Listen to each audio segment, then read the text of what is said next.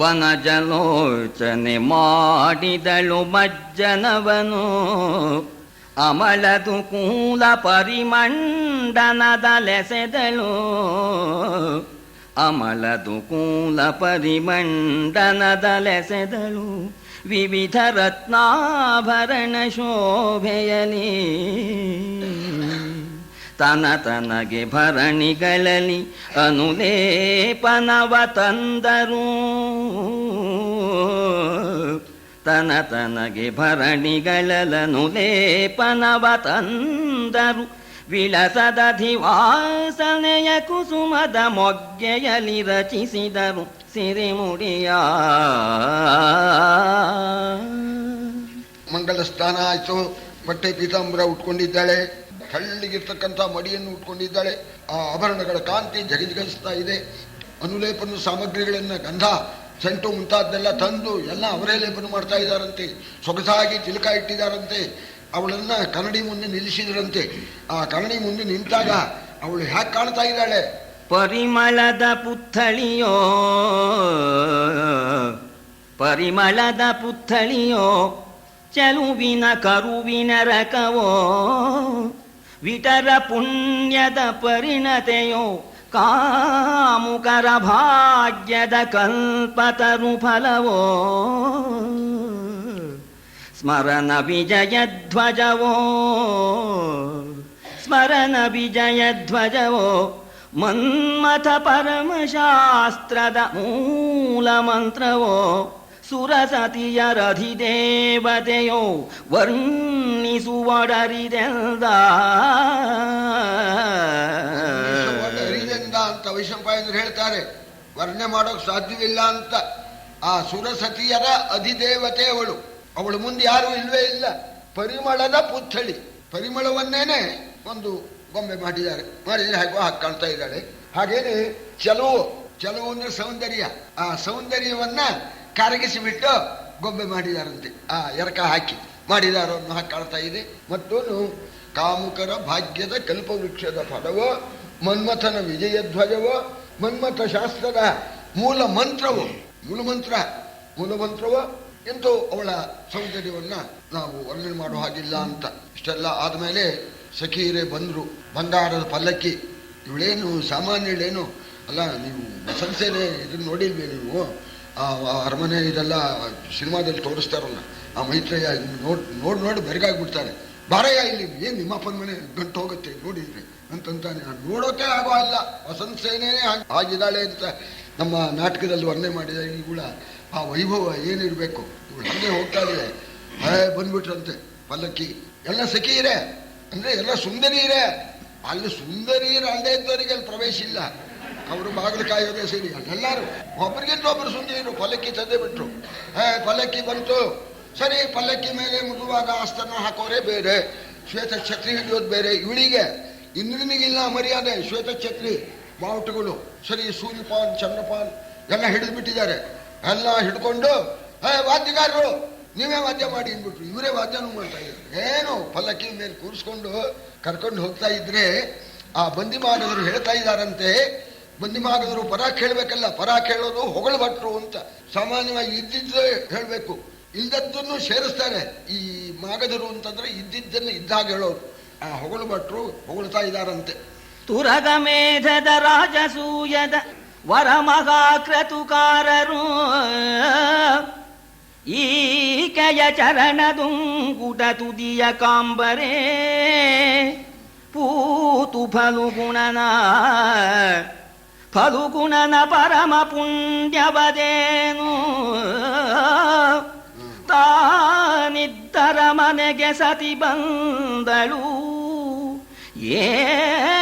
ಏನಚ್ಚರಿಯನುತ ಹೊಗಳಿದರು ಮಾಗಧರೀಂದ್ರನಂದನನ. ಅಶ್ವಮೇಧ ಯಾಗ ಮಾಡಿದವರು, ರಾಜಸೂಯ ಯಾಗ ಮಾಡಿದವರು, ಮಹಾ ಯಾಗ ಮಾಡಿದವರು. ಊರ್ವಶಿ ಮುಖ ನೋಡದೇ ಇದ್ರು ಪರವಾಗಿಲ್ಲ, ಅವಳ ಒಂದು ಕಾಲಿನ ಅಂಗುಷ್ಠನಾರು ನೋಡೋಕೆ ಹಾಗೆ ಅನುಗ್ರಹ ಮಾಡಿ ಅಂದ್ರೆ ಸಾಧ್ಯವಿಲ್ಲ. ಅವರಿಗೆ ಊರ್ವಶಿ ಅಂಗುಷ್ಟ ನೋಡೋಕ್ಕಾಗಲ್ವಂತೆ. ಅಶ್ವಮೇಧ ಯಾಗ ಮಾಡಿದವರಿಗೆ, ರಾಸು ಯಾಗ ಮಾಡಿದವರಿಗೆ. ಅರ್ಜುನನ್ನ ಕಾಣೋದಕ್ಕೆ ಇವಳೇ ಹೋಗ್ತಾ ಇದ್ದಾಳಲ್ಲ, ಇನ್ನು ಅರ್ಜುನನ ಪುಣ್ಯಕ್ಕೆ ಎಣೆ ಉಂಟೆ ಅಂತ ಇಲ್ಲಿ ನೋಡಿ ಹೊಗಳೋದು. ಅಲ್ಲಿಗೆ ಬರ್ಬೇಕಲ್ಲಿ. ಅರ್ಜುನನ ಪುಣ್ಯಕ್ಕೆ ಎಣೆ ಉಂಟೆ ಅಂತ ಅರ್ಜುನನ ಮನೆಗೆ ಇವಳು ಹೋಗ್ತಾ ಇದ್ದಾಳೆ ಅಂತ. ನೀವು ಪದ್ಮಿನಿ ಕತೆ ಕೇಳಿದ್ದೀರಲ್ಲ, ಅಲಾವುದ್ದೀನ್ ಪದ್ಮಿನಿಯೋ ಏನೋ, ಭೀಮಸೇನ್ ರಾಯರ ಹೆಂಡತಿಯವಳು ಪದ್ಮಿನಿ, ಭೀಮರಾವ್ ಅಂತಲೋ ಏನೋ. ಆ ಸೌಂದರ್ಯ ನಿಜವಾಗೋ ಬೆರಗಾಗ್ಬಿಟ್ಟಂತವನು. ಒಂದ್ಸಲ ನೋಡ್ಬಿಡ್ತೇನೆ ಕಣೆ ಅಂತ ಕೇಳಿದ್ನಂತೆ. ಆಗ ಏನೋ ಅಷ್ಟೆಲ್ಲ ಅಂತಾರಲ್ಲ, ಅವರು ದೊಡ್ಡ ಅಧಿಕಾರಿ ತಾನೆ, ಬಾದಶಾಹ, ಏನೋ ನೋಡ್ತಾನೆ ಅಂತಾರಲ್ಲ, ನೀವು ಭೀಮರಾಯರೇ ಸ್ವಲ್ಪ ಅವಕಾಶ ಮಾಡಿಕೊಡಿ ಅಂದರೆ, ಆಗ ಇಷ್ಟೆಲ್ಲ ಆದಮೇಲೆ ಹೋಗಲಪ್ಪ, ಅವಳು ಪ್ರತ್ಯಕ್ಷವಾಗಿ ನನ್ನ ಹೆಂಡತಿ ಅಂತಃಪುರದಲ್ಲಿರೋಳು, ಅವಳು ನೋಡೋ ಹಾಗಿಲ್ಲ, ಕನ್ನಡಿ ಇಡ್ತೇವೆ, ಒಂದು ಕನ್ನಡಿಯಿಂದ ಒಂದು ಕನ್ನಡಿಗೆ ಫೋಟೋ, ಆ ಕೊನೆ ಕನ್ನಡಿಯಲ್ಲಿ ಅವನು ನೋಡ್ಕೊಂಡು ಹೋಗಲಿ ಅಂತ. ಅವನು ನೋಡಿದ, ಆ ನೋಡಿಯೇ ಬೆರಗಾಗಿ ಯುದ್ಧ ಮಾಡಿದ ಅಂತ ಬರುತ್ತೆ ನೋಡಿ. ಹಾಗೆ ಆಮೇಲೆ ಇನ್ನೂ ಕೆಲವರು ಹೇಳ್ತಾ ಇದ್ದಾರೆ, ಹೊಗಳ್ತಾ ಇದ್ದಾರೆ, ಈ ಸೋಮಯಾಗ ಮಾಡಿರ್ತಕ್ಕಂಥವರು ಸಾಕ್ಷಾತ್ ಊರ್ವಶಿ ನೋಡೋ ಹಾಗೆ ಇಲ್ವಲ್ಲ, ಊರ್ವಶಿಯ ದಾಸಿಯರಿಗೆ ಒಂದು ತಾಂಬೂಲ ಕೊಟ್ಬಿಟ್ರೆ ನಾ ಧನ್ಯರಾದ್ವಿ ಅಂತ ಹೇಳ್ತಾ ಇದ್ದಾರಂತೆ. ನಲಕೂಬರ ಜಯಂತ ಇವರು, ನಲಕೂಬರ ಕುಬೇರನ ಮಗ, ಜಯಂತ ಇಂದ್ರನ ಮಗ, ಭೇಟಿಗೆ ಅಂತ ಎಷ್ಟೋ ಸಲ ಬಂದಿದ್ದಾರಂತೆ. ಬಂದ್ರೆ ಇರ್ಲಿ ಬಾಗಿಲಿನಲ್ಲಿ ಅಂತ ಹೇಳ್ಬಿಟ್ಟಿಯಾಳ ಅವಳು. ಬಾಗಿಲಿನಲ್ಲೇ ಎಷ್ಟೋ ದಿವಸ ಇವಳು ಭೇಟಿಗೆ ಬಂದು ಇವಳು ದರ್ಶನ ಇಲ್ಲದೆ ಬಾಗಿಲು ಕಾದು ಹೋಗಿದಾರಂತೆ ಈ ಜಯಂತ ಮತ್ತು ನಲಕೂಬರ. ವರುಣಸೂರು ಇನ್ನೊಬ್ಬನು, ಮೂರು ವರುಣ ಮಗ, ಅವನ ಹೆಸರೇನು ಹೇಳಿಲ್ಲ. ಇವ್ರು ಮೂರು ಬಾಗಿಲು ಕಾಯ್ತಾ ಇದ್ದವರು ಅಂತ. ಇವಳು ಬರ್ತಾ ಇದ್ದಾಳೆ, ಮಂದಿ ಮಾಡಿದವರು ಹೊಗಳ್ತಾ ಇದ್ದಾರೆ. ಜನಮನದ ಸಂಕಲೆವನೆಯೋ ಲೋಚನ ಮೃಗದ ತಡೆವೆಂಟೆ ಕಾತಿಯೋ. ಜನಮನದ ಸಂಕಲೆವನೆಯೋ ಲೋಚನ ಮೃಗದ ತಡೆವೆಂಟೆ ಕಾತಿಯೋ. ಮನುಮಥನ ಸಂಜೀವನೌಷಧಿಯೋ ಮಹಾದೇವ. ಮನಸಿ ಜನಮಾರಾಂಕ ಕಾಮುಕ ಜನದ ಜೀವಾರ್ಥಕ್ಕೆ ವಿಭೂ. ಮನಸಿ ಜನಮಾರಾಂಕ ಕಾಮುಕ ಜನದ ಜೀವಾರ್ಥಕ್ಕೆ ವಿಭುವೆಂದೆನಿಸಿದ ಊರ್ವಶಿ ಬಂದನು ಅರ್ಜುನ ದೇವನರ ಮನೆಯೇ. ಜನಮನದ ಸಂಕಲವನೆಯೋ ಅಂತ, ಈ ಜನರ ಮನಸ್ಸನ್ನ ಕೂಡ್ತಕ್ಕಂಥ ಜೈಲು ಅಂತ. ಅಂದ್ರೆ ಇವಳನ್ನು ನೋಡ್ಬಿಟ್ರೆ ಈ ಮನಸ್ಸಲ್ಲೇ ನಿಂತು ಬಿಡುತ್ತೆ ಅಂತ ಅರ್ಥ. ಮತ್ತೂನು ಲೋಚನ ಕಣ್ಣೆಂಬತಕ್ಕಂಥ ಜಿಂಕೆಯನ್ನು ತಡೆಯತಕ್ಕಂಥ ಬೇಟೆಗಾತಿಯೋ ಅನ್ನೋ ಹಾಗಿದೆ ಅವಳ ಸೌಂದರ್ಯ. ಮನ್ಮಥನನ್ನ ಬದುಕಿಸ್ತಕ್ಕಂಥ ಸಂಜೀವನ ಔಷಧಿಯೋ ಅಂತ. ಸತ್ತವರನ್ನು ತಾನೆ ಸಂಜೀವನ ಔಷಧಿಯಿಂದ ಬದುಕಿಸೋದು. ಸರಿ, ಲಕ್ಷ್ಮಣ ಬಿದ್ದಾಗ ಸಂಜೀವನ ತಂದು ಬದುಕಿಸಿದ ಆಂಜನೇಯ ಅಂತಾರಲ್ಲ, ಮನ್ಮಥ ಸತ್ತೋದ ಪರಮೇಶ್ವರನ ಹಣಗಣ್ಣಿಯಿಂದ, ಅವನು ಬದುಕಿಸಿಬಿಟ್ಟು ಸಂಜೀವನ ಔಷಧಿ ಇದು ಅಂತ. ವಿಷಾದಗ್ಧಂ ಮನಸಿಜಂ ಜೀವಯಂತಿ ದ್ವಿಷೈವಯಾ ವಿರೂಪಾಕ್ಷಸ್ಯ ಜಯನೀಹಿ ತಾಸ್ತುವೆ ವಾಮಲೋಚನಾ ಅಂತ. ಹೆಂಗಸರಿಗೆ ಕೈ ಮುಗಿತೇನೆ ಇನ್ನಂತ ಒಬ್ಬನು, ಯಾಕೆಂದ್ರೆ ಈಶ್ವರನ ಗೆದ್ದವರು ಅಂತ. ವಿರೂಪಾಕ್ಷಸ್ಯ ಜೈನೀಹಿ ದೃಶಾದಗ್ಧಂ ಮನಸಿಜಂ. ಮನ್ಮಥನನ್ನ ಈಶ್ವರ ಕಣ್ಣಿಂದ ಸುಟ್ಟ. ಕಣ್ಣಿಂದ ಸುಟ್ನೋ, ಹಾಗಾದ್ರೆ ಕಣ್ಣಿಂದಲೇ ಸೃಷ್ಟಿಸ್ತೇವೆ ಎಂದ್ರಂತವ್ರು. ದುಷಾದಗ್ಧಂ ಮನಸಿಜಂ ಜೀವಯಂತಿ ದ್ವಿಷೈವಯ ಅಂದ್ರೆ ಅವರು ನೋಡ್ಬಿಟ್ರೇನೆ ಆ ಮನ್ಮಥ ಅಲ್ಲಿ ಹುಟ್ಕೊಂಡ್ ಬಿಡ್ತಾನೆ ಅಂತ. ಆ ಕಣ್ಣೋಟಕ್ಕೆ ಕಣ್ಣಿಂದಲೇ ಬದುಕಿಸಿದಾರಂತೆ. ಅದರಿಂದ ವಿರೂಪಾಕ್ಷಸ್ಯ ಜೈನಿ ತಾಸ್ತುವೆ ವಾಮಲೋಚನ ಅಂತವರು. ಮತ್ತು ಇನ್ನೊಂದು ಮಾತು ಹೇಳಿದ್ರು, ಕಾಮುಕ ಜನದ ಜೀವಾರ್ಥಕ್ಕೆ ವಿಭು ಅಂತ. ಕಾಮಕರು ಯಾರಿದಾರೋ ಅವರ ಜೀವ, ಅವರ ಅರ್ಥ ಎರಡಕ್ಕೂ ವಿಭು ಅಂತ.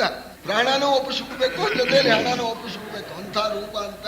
ಇಂಥ ಊರ್ವಶಿ ಬರ್ತಾ ಇದ್ರೆ, ಊರ್ವಶಿಯ ಆ ಸಖೀರಿದಾರಲ್ಲ ಅವರ ಪರಸ್ಪರ ಮಾತಾಡ್ತಾರಲ್ಲ ಅವರು ಸುಂದರಿಯರು, ಆ ಗೆಳತಿಯರು, ಆ ಗಿಣಿ ಆ ಮಾತು ಕೇಳಿ ನಮ್ಮೂರು ಮಾತಾಡೋ ಹಾಗೆ ಕೇಳಿಸ್ತಾ ಇದೆ ಅಂತ ಗಿಣಿಗಳೆಲ್ಲ ಬಂದ್ಬಿಡ್ತಂತೆ. ಸರಿ, ಅವರ ಕಾಲಿನ ನೂಪುರ ಧ್ವನಿ ಕೇಳಿಬಿಟ್ಟು ಹಂಸಪಕ್ಷಿಗಳೆಲ್ಲ ಬಂದ್ಬಿಡ್ತು ಅಂತ. ಅಂದ್ರೆ ಇವರು ಸಖಿಯರೇ ಹಾಗಿದ್ದಾರೆ ಅಂತ ಅಷ್ಟು ವರ್ಣನೆ ಮಾಡಿದ್ದಾರೆ. ಈ ಪಲ್ಲಕ್ಕಿಯಲ್ಲಿ ಬಂದ್ಲು. ಎಲ್ಲಿಗೆ ಬಂದ್ಲು? ಅರ್ಜುನ ಬಿಡಾರ ಇದೆಯಲ್ಲ ಅರಮನೆ, ಅಲ್ಲಿಗೆ ಬಂದಿದ್ದಾಳೆ. ಬಂದಳೂರ್ವಶಿ ಬಳ್ಳಿ ಮಿಂಚಿನ ಮಂದಿಯಲಿ ಮುರಿದಿಳಿವ ಮರಿಮುಗಿಲಂದದಲ್ಲಿ ಬಂದಳೂರ್ವಶಿ ದಂಡಿಗೆಯ ನಿಳಿದಳು ರಾಜಭವನದಲ್ಲಿ ದಂಡಿಗೆಯ ನಿಳಿದಳು ರಾಜಭವನದಲ್ಲಿ ಮುಂದೆ ಪಾಯವಧಾರು ಸತಿಯರ ಸಂದಣಿಯ ಸಿಂಜಾರವದ ಸೊಗಸಿಲ್ದ ಶಬ್ದ ಬ್ರಹ್ಮ ಸೋತುದು ಮುಂದೆ ಪಾಯವಧಾರು ಸತಿಯರ ಸಂದಣಿಯ ಸಿಂಜಾರವದ ಸೊಗಸಿಂದ ಶಬ್ದ ಬ್ರಹ್ಮ ಸೋತುದು ಸೊರಗಲೇನೆಲ್ಲ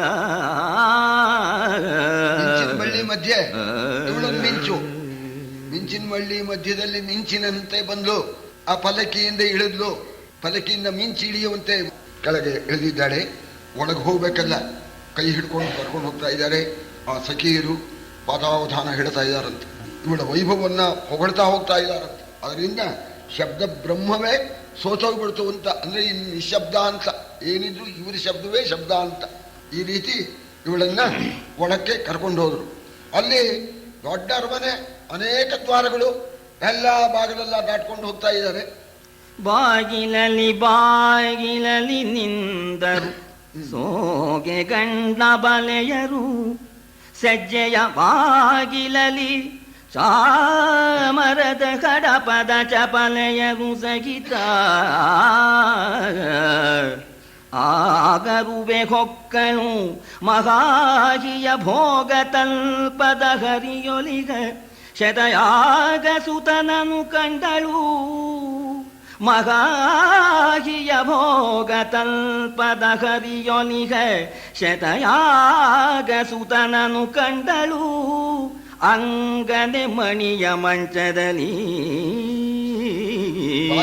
ಬಾಗಿಲಲ್ಲಿ ನಿಂದರು ಅಂತ ಒಂದೊಂದೇ ಬಾಗಿಲಿನಲ್ಲಿ ಜನ ಕಮ್ಮಿ ಆಗ್ತಾ ಹೋಗುತ್ತೆ ಪ್ರಧಾನರಾಗಿರ್ತಕ್ಕವರು ಅರ್ಜುನ ಮಲಗಿರ್ತಕ್ಕಂಥ ಬಾಗಿಲುವರೆಗೆ ಬಂದರು ಸಖೀರು ಅಂತ ಅಲ್ಲಿಗೆಲ್ಲ ನಿಂತ್ಬಿಟ್ರು ಆಯಾಯ ಬಾಗಿಲಲ್ಲಿ ಕೆಲವರು ನಿಂತಿದ್ದಾರೆ ಸರಿ ಇವಳು ಒಬ್ಬಳೇನೆ ಮುಂದೆ ಹೋದ್ಲು ಆ ಶಯನಾಗಾರಕ್ಕೆ ಪ್ರವೇಶ ಮಾಡಿದ್ಲು ಮಹಾಹಿಯ ಭೋಗ ತಲ್ಪದ ಹರಿಯೊಲಿಗ ಆದಿಶೇಷನ ಮೇಲೆ ಮಲಗಿರ್ತಕ್ಕ ಆ ನಾರಾಯಣ ಇದಾರಲ್ಲ ನಾರಾಯಣನಂತೆ ಮಲಗಿದಾನಂತೆ ಅರ್ಜುನ ಆ ಮಂಚದ ಮೇಲೆ ಮಣಿ ಮಂಚ ಅಂತ ಅಂದ್ರೆ ಮಣಿನೇ ಬೆಳಕು ಅಲ್ಲಿ ಬರೀ ರತ್ನ ಮಣಿಗಳಿಲ್ಲೇನೆ ಇನ್ನೇನು ಬೇಕೇ ಬೇರೆ ದೀಪವೇ ಇಲ್ಲ ಒಳ್ಳೆ ಪ್ರಕಾಶ ಅಂಥ ಮಣಿ ಮಂಚದ ಮೇಲೆ ಮಲಗಿದಾನೆ ಮಹಾ ಆದಿಶೇಷನ ಮೇಲೆ ನಾರಾಯಣ ಮಲಗಿದಂತೇನೆ ಅಂಥ ಆ ಶಯನಾಗಾರದ ಒಳಕ್ಕೆ ಪ್ರವೇಶ ಮಾಡಿದ್ಲು ಅರ್ಜುನ ಅವನಿಗೇನು ಏನಿಲ್ಲ ಈ ಇಂದ್ರನ ಅರಮನೆಯಿಂದ ಭೋಜನ ಮುಗಿಸ್ಕೊಂಡು ಬಂದವನು ಮಲ್ಕೊಂಡ್ಬಿಟ್ಟಿದ್ದಾನೆ ಅವನಿಗೆ ಸುಖವಾದ ನಿದ್ದೆ ಬಂದಿದೆ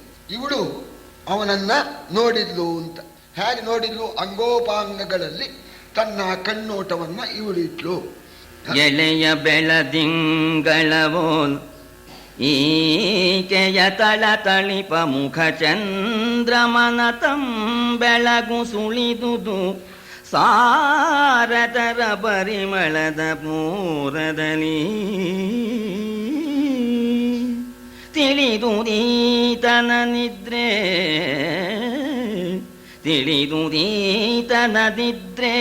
ಕರಣಾವಳಿಯ ಪರಮ ಪ್ರೀತಿ ರಸದಲ್ಲಿ ಮುಳುಗಿ ಸುಖಭಾರದಲ್ಲಿ ಭುನ್ನವಿಸಿದನು